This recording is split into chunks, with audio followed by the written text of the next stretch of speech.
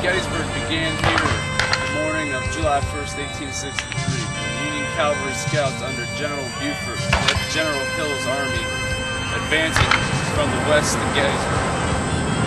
Arrival of General Ell's army that afternoon drove the Union troops south of town. Hi, my name is Brandon Sowers, and I will be your tour guide today for the summarization of the Battle of Gettysburg.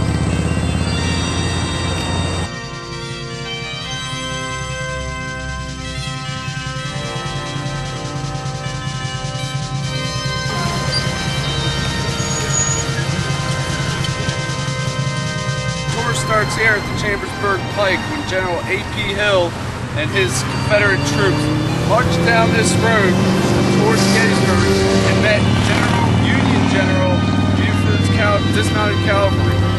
Dismounted cavalry, all is cavalry, but off their horses with their guns loaded.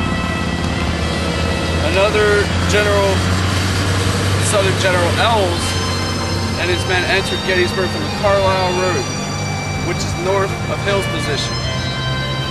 As both generals converged on Gettysburg, they were met here in these fields by General Buford and his dismounted cavalry.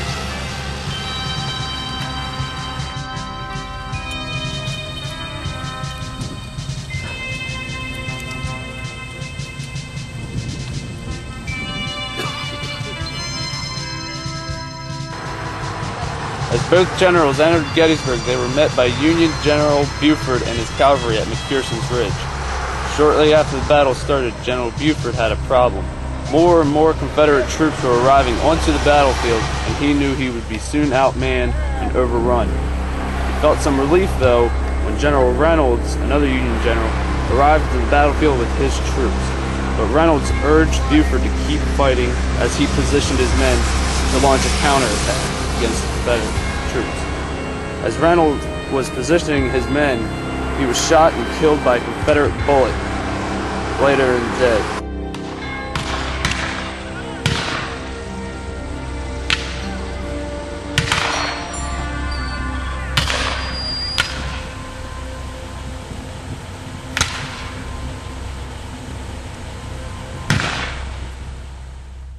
The Confederate Army drove the Union Army out of Gettysburg, running for their lives, later to regroup at Culp's Hill.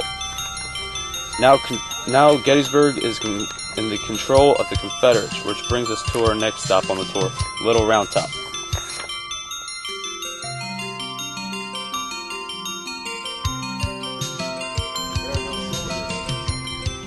Early in the morning of July 2nd, 1863, General Meade and his troops were positioned on Cemetery Ridge, which is right of Cemetery Hill, which is over there.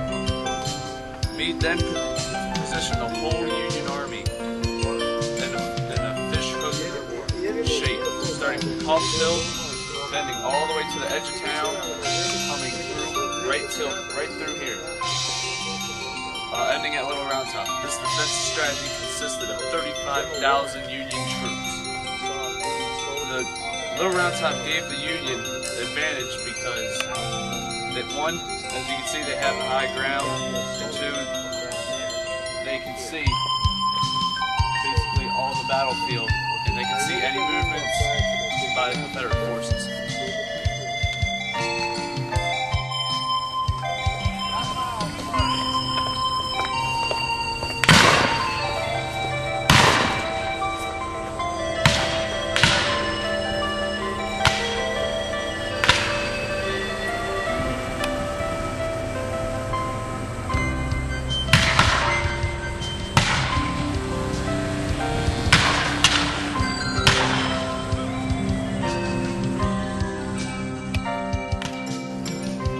Around 4 p.m., General Lee, who is the leader of the Confederate forces, orders the attack on Little Round Top. General Hood is assigned the task of taking Little Round Top. Confederate troops ran up this hill and were shot to pieces, so they pulled back, regrouped, and tried to take the hill again. After several attempts trying to take this hill, Union Colonel Chamberlain and his men of the 20th Maine had little to no ammunition left. Chamberlain ordered his men to fix bayonets and told his officers to prepare for a bayonet charge down the hill as the Confederate troops were running towards them. The Confederate troops started to run up the hill again, and the signal for the charge was sounded, and the Confederate troops ran back down the hill, up and over those pile of rocks over there, known as Devil's Den, back across the Emmitsburg Road to that tree line way back there in the distance, where the Confederate troops then set up a defensive strategy back in the tree lines back there so the Union could not see them. The Union pushed the Confederate troops back enough to declare the day of victory. Nope, that's Warren.